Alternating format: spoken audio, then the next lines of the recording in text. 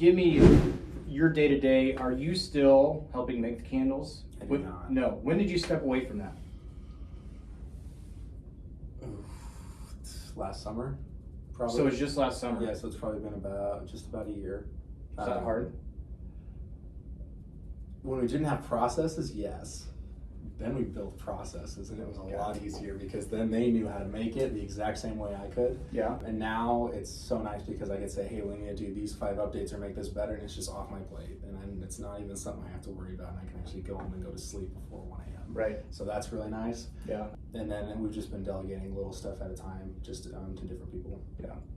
I think that it's amazing, and especially, or not, I shouldn't say especially, but even if you don't start out when you're 12 or 13 years old, but just starting a business, you don't even think about processes and procedures and what you're going to do if your business takes off. You're just worried about making money and paying rent and keeping the doors open. Yeah.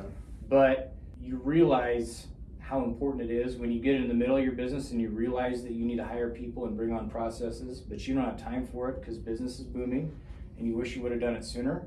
So it sounds like you were able to take a step back and get the processes in place, but that it's kind of a catch-22 because you're not worried about it when you first start, but if you build your business right, you don't have time for it down the road. Yeah, well, that's why, because a lot of the growth in the last 3 years, it's been not necessarily that I've done it or I have necessarily even implemented it. That's where it goes back to the whole we found the right people to help us. We just surround ourselves with the right people, because even now I'm still not necessarily focused on processes, but there's someone on our team who especially pushes, and there's 2 people who push the process and procedures aspect of it, and so it's like, perfect.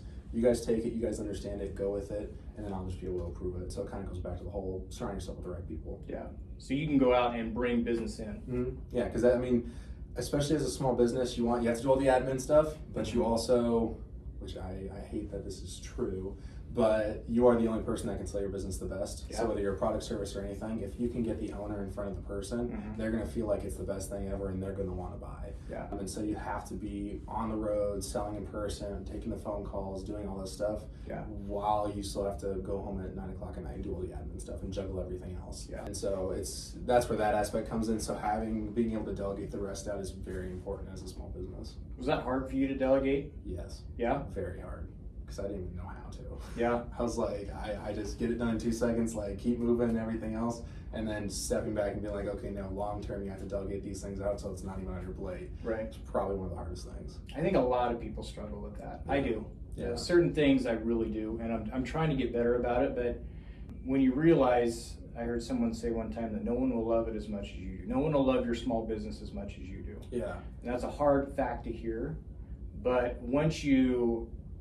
I think one of the things too is empowering people and letting them show their talents and how they can make your business better, and letting them do that. While it's difficult, it's rewarding too. Yeah.